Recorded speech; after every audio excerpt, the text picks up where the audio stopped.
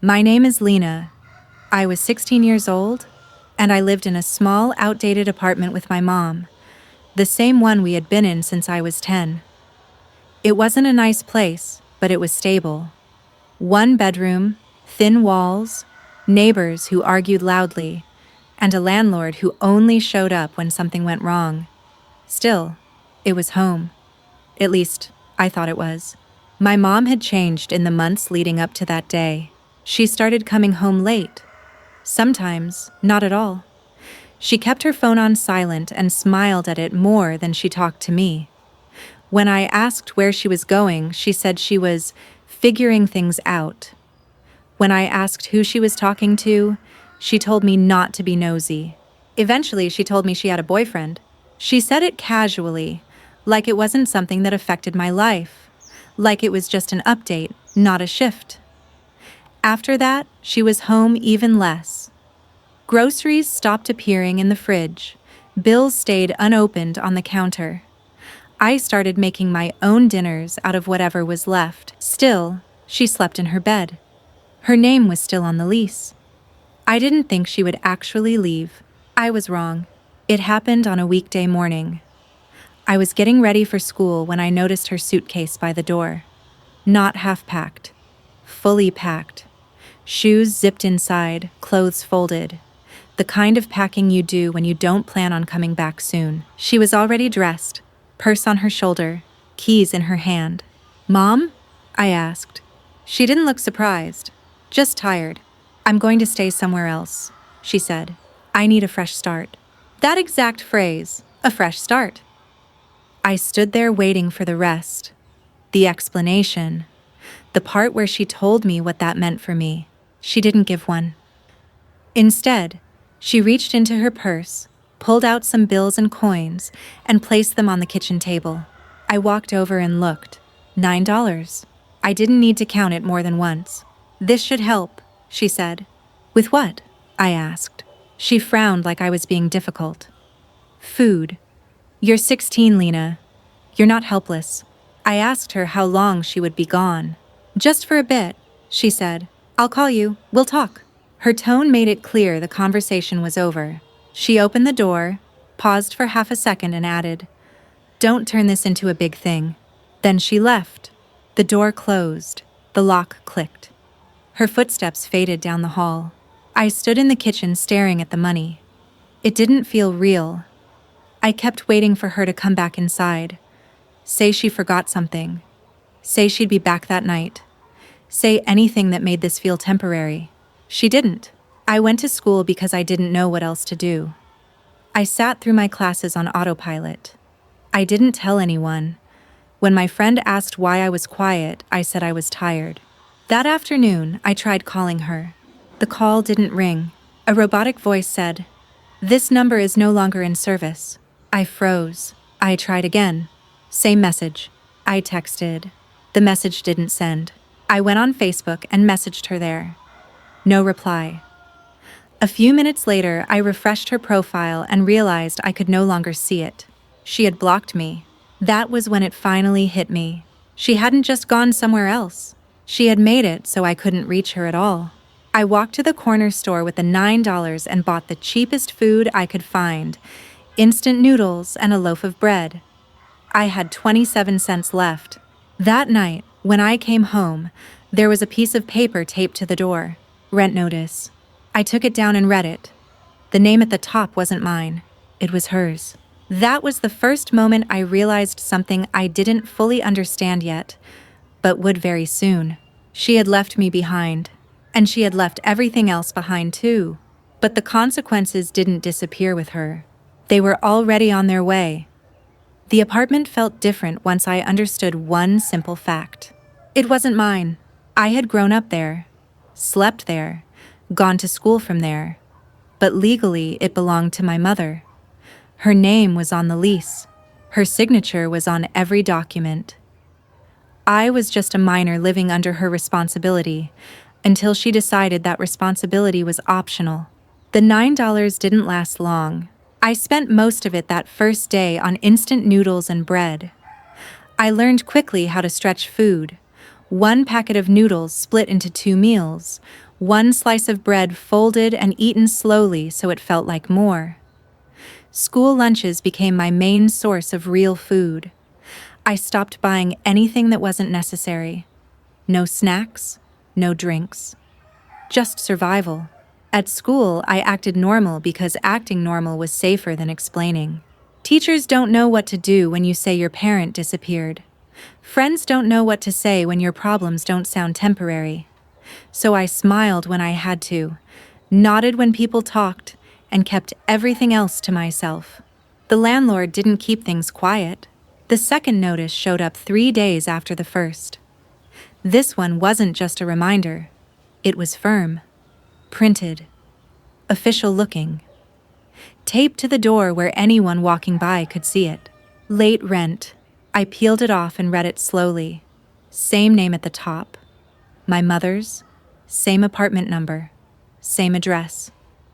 I flipped the paper over, hoping for instructions meant for someone like me. There weren't any. I tried to call the leasing office the next morning before school. The woman who answered sounded tired, like she'd had this conversation too many times already. "I'm the tenant's daughter," I said. "She's not reachable." There was a pause, then typing. "I can't discuss the account with you," she said. "You're not on the lease." "I know," I said, "but I live there." Another pause. "I understand," she replied, and for the first time her voice softened slightly. "But legally, I can only deal with the leaseholder." I asked if I could sign something. Anything. Take over. Pay what I could. She didn't hesitate this time. "You're under 18, she said. "You can't sign a lease." That sentence followed me all day. You can't sign. You can't decide. You can't fix this. More notices came. Some taped to the door. Some slid underneath it. Each one sharper in tone. Each one more specific. Amounts owed. Deadlines passed. Consequences listed clearly.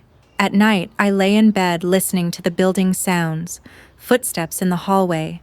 Doors opening and closing. Someone's TV playing too loud. All the normal noises of people who belonged where they lived. I didn't.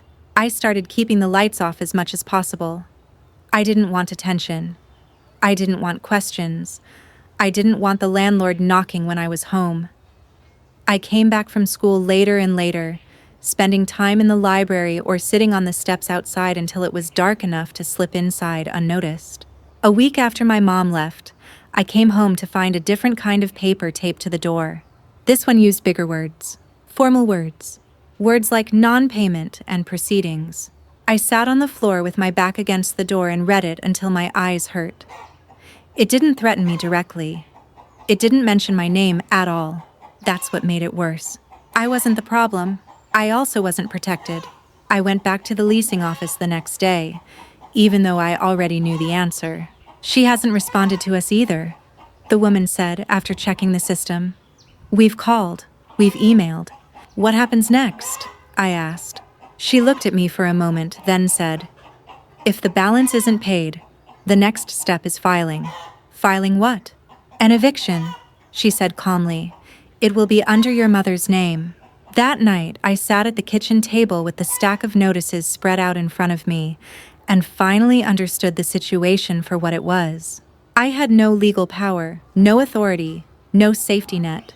I was living in a house that wasn't mine, waiting for consequences that weren't meant for me, but would still hit just as hard. And somewhere out there, my mother had chosen a new life, believing she had walked away clean. She hadn't. Because the very first letter with the words "late rent" was already doing something she couldn't undo. It was following her. For a few days, I kept telling myself there had to be a reasonable explanation. People don't just vanish from their child's life without a plan. Not completely. Not like this. So I tried to convince myself my mom's phone had been lost, or her service had been cut temporarily, or she was overwhelmed and would call once things calmed down. I tried calling again anyway. The same recorded voice answered immediately. "This number is no longer in service." I didn't hang up right away. I stood in the kitchen holding my phone to my ear, listening to the message repeat, as if it might turn into her voice if I waited long enough. It didn't. I moved on to Facebook. Her profile still existed. That alone gave me a small, stupid sense of relief. I sent her a message. "Mom, please call me. I need to talk to you." A few minutes later, the message changed status. Seen. No reply. I refreshed the page. Her profile photo updated. Her and a man I didn't recognize, standing in front of a place that looked newer than anything we'd ever lived in. Clean walls, bright light. The kind of place where eviction notices didn't get taped to the door. I sent another message, then another. All seen. None answered. By that night, I couldn't see her profile anymore. She had blocked me. That was when it stopped feeling accidental. I started reaching out to everyone else I could think of. Her sister, one of her old co-workers, a woman she used to drink coffee with on weekends. I kept the messages short, careful, not dramatic. "Hi, this is Lena. Do you know how I can reach my mom?" Some people didn't respond at all. A few read the message and never replied. One person answered with a vague, "She said she needed space," and nothing else. I looked up the name of her boyfriend. I'd heard it enough times to remember it. I found a social media profile that matched the photo she'd posted. New apartment, new city, new life. No mention of me anywhere. I didn't message him. I already knew how that would go. If she had wanted me to be part of her new life, she wouldn't have changed her number. She wouldn't have blocked me. She wouldn't have left $9 on the table and called it enough. A few days later, the landlord knocked. I froze when I heard it. I didn't answer at first. I stood on the other side of the door, heart pounding, listening to him knock again, harder this time. When I finally opened it, he looked past me into the apartment, taking in the dim light, the lack of furniture movement, the same quiet that had been there too long. "I need to speak with your mother," he said. "She's not here," I replied. "I can't reach her." He sighed, clearly frustrated. "I've been trying to reach her too." I told him she'd changed her number, that I didn't know where she was, that I was still in school. He listened, arms crossed, not unkind, but not sympathetic either. "I'm sorry," he said finally, "but I can't talk to you about this." "Why?" I asked, even though I already knew. "Because the leaseholder is your mother," he said. "Legally, this isn't your apartment." The words landed harder than I expected. "Not your apartment." He handed me another envelope, thick this time. "Official. Make sure she gets this," he said. "Time's running out." I closed the door and slid down to the floor, the envelope still in my hands. I didn't open it right away. I didn't need to. I already understood what it meant. Everything happening in that apartment, every notice, every deadline, every legal step, was aimed at one person. Her. I wasn't invisible in this situation because I didn't matter. I was invisible because the system didn't recognize me at all. That night, I spread all the papers across the table. Late rent notices, warnings, dates circled in red. Every document carried the same name at the top, my mother's. For the first time since she left, something inside me settled. She had chosen to disappear. She had chosen not to answer. She had chosen a new life that didn't include me. But the law didn't care about her choices, and neither did the paperwork stacking up on the table. All of it was headed in one direction, and every consequence had her name on it. The envelope sat on the table all night. I didn't open it right away. Not because I was afraid of what it said, but because I already knew. You don't grow up watching overdue bills pile up without learning how paper feels when it carries bad news. Thick, formal, heavy in a way that has nothing to do with weight. I opened it the next morning, standing by the window because the kitchen light had burned out and I didn't have money to replace it. Across the top, in bold letters, was the word eviction. Below it, the address of the apartment. And under that, the name of the person being evicted. My mother, not mine, hers. The notice was clear and brutally simple. Rent unpaid. No response to prior warnings. Court date scheduled. Failure to vacate would result in forced removal. I read it twice, then a third time.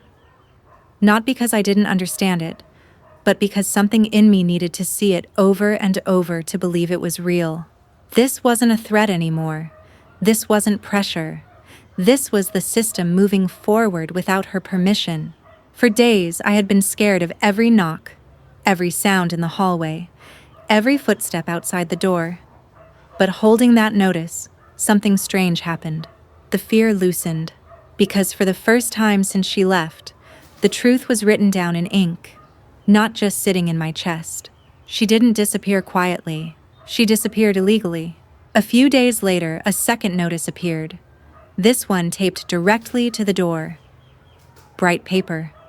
Impossible to miss. Neighbors walked past it. Some slowed down. Some pretended not to see. I didn't take it down. I let it stay there. If my mom had wanted to erase her old life, she should have finished the paperwork first. The landlord stopped knocking after that. Everything moved through mail and court filings now, official channels, timelines that didn't care about excuses or fresh starts. One afternoon, I came home from school and found another paper slipped under the door. Notice of court date. Again, my mother's name. I sat on the floor with my back against the couch and laughed once, quietly. Not because it was funny, but because the irony finally landed. She had changed her number to avoid responsibility, but responsibility had found her anyway. The day the sheriff's notice went up was the day I stopped feeling small. It was printed on white paper with a seal at the top. Cold. Final. It informed the occupants that eviction proceedings were underway and listed the date by which the unit must be vacated if no action was taken. My mother's name was typed clearly, like it had been waiting its turn. A woman from 2 doors down glanced at it, then looked at me. She didn't ask questions. She didn't say sorry. She just nodded once, like she understood something she hadn't before. I realized then that this wasn't embarrassing anymore. It was honest. That night, my phone rang. An unknown number. I stared at it until it stopped buzzing. Then it rang again. I answered on the third try. "Why is there an eviction notice under my name?" Her voice was sharp, panicked, already defensive. No hello, no concern for me, just fear. Hers. I looked at the paper still taped to the door and spoke calmly. "The rent wasn't paid," I said. "You're on the lease." Silence. Then anger. "Why didn't you tell me it was getting this bad?" I almost laughed again. "I tried to call," I said. "Your number didn't work." She started talking fast then. About misunderstandings, about how she'd been busy, about how this was going to ruin her record, her plans, her future. Not once did she ask if I had eaten. Not once did she ask where I would go. She only asked one question that mattered to her. "What did you do?" I didn't raise my voice. I didn't defend myself. "I stayed," I said. "You left." The line went quiet. That was the moment she finally understood something she hadn't considered when she walked out with her suitcase and her new life. She thought disappearing would erase her responsibilities. She forgot that leases don't care about fresh starts. And consequences don't need your phone number to find you. She called again an hour later. This time, her voice wasn't sharp. It was tight, controlled, like she was trying to hold panic in with her teeth. "Listen," she said, skipping any kind of greeting. "We need to fix this.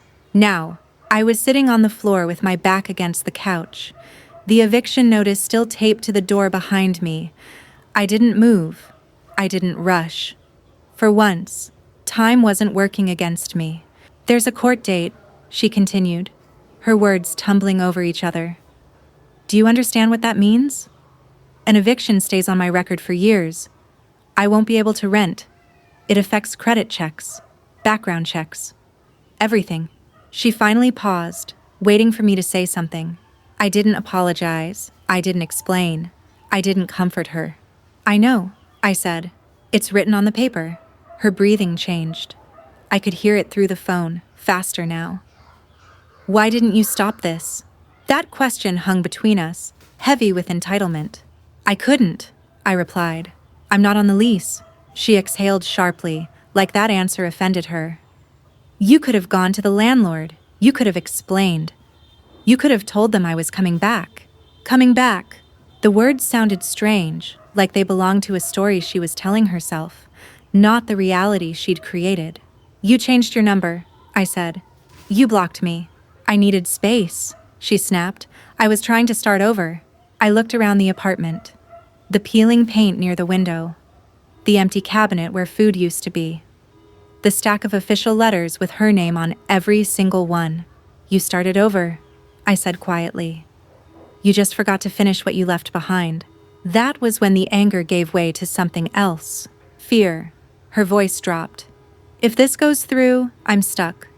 My boyfriend's landlord already asked for my rental history. This will show up. He doesn't want problems. There it was. The real emergency. Not me. Not the fact that I was still a minor. Not the nights I went to bed hungry. Her problem was that the life she'd run to was starting to push back. I need you to talk to the landlord, she said. Tell them you're leaving. Tell them it's a misunderstanding. I closed my eyes. I am leaving, I said. Just not the way you want. She went quiet again. Then her voice cracked. You're doing this on purpose. No, I said. I didn't do anything. I stayed exactly where you left me.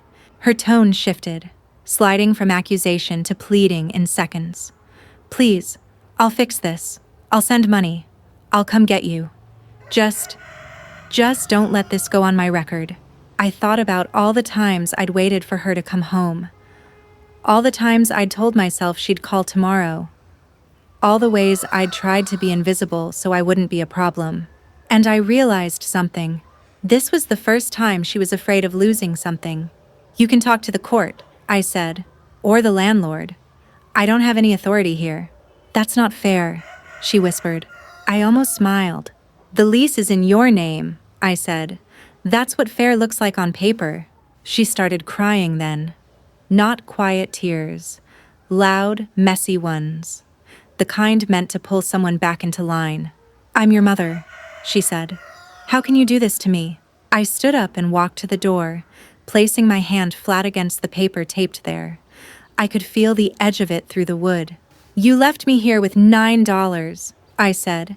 This isn't something I'm doing to you. This is something that's happening because you walked away. Her sobbing slowed, turning into stunned silence. For the first time, there was nothing she could argue with. The dates were real. The notices were filed. The name was hers. I'll call the landlord, she muttered finally. I'll handle it. I hope you do, I replied. They've been trying to reach you. She didn't say goodbye. The line went dead. I leaned my forehead against the door and let out a breath I felt like I'd been holding for weeks. She had wanted a fresh start so badly that she erased me to get it. What she didn't understand was this. You can change your number. You can change your address. You can pretend your old life doesn't exist. But when responsibility is written in ink and filed with the court, it doesn't disappear just because you do. And for the first time since she left, I knew something she didn't. This wasn't the end of the story. It was the moment the consequences finally caught up to her. She didn't fix it. 2 days passed, then 3, then the weekend. No payment showed up. No call from the landlord saying things were resolved. No message from her explaining anything.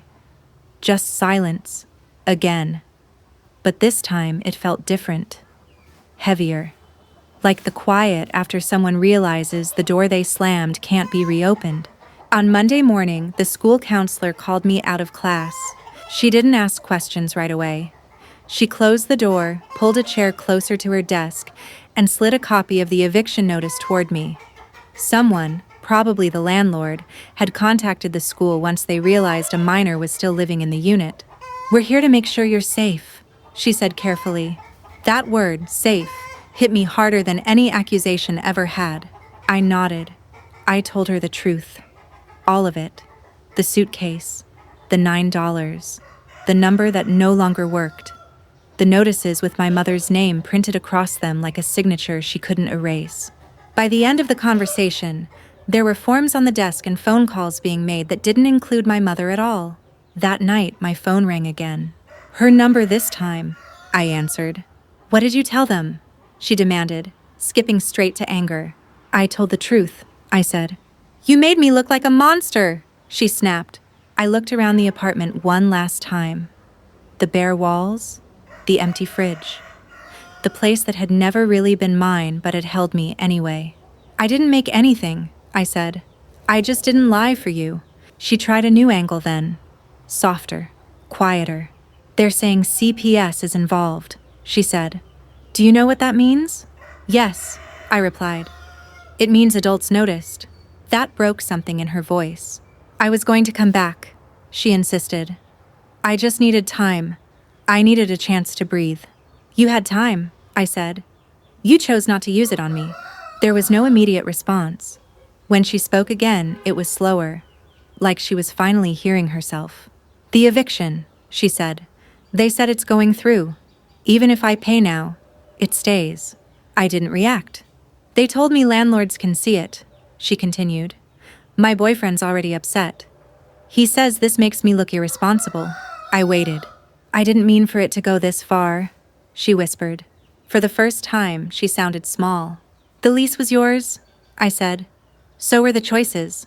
She tried to argue again, but there was no energy left in it. No place to push. Every excuse she reached for had already been filed, dated, and stamped by people who didn't care about her intentions. I thought I could start over, she said, almost to herself. I closed my eyes. You didn't start over, I said.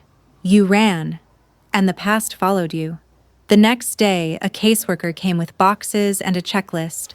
Not dramatic, not cruel, just efficient. She explained where I'd be staying for now. Who would help with school? What would happen next? They didn't ask me if I wanted my mother to come get me. That option had passed. When I packed, I didn't take much. A few clothes.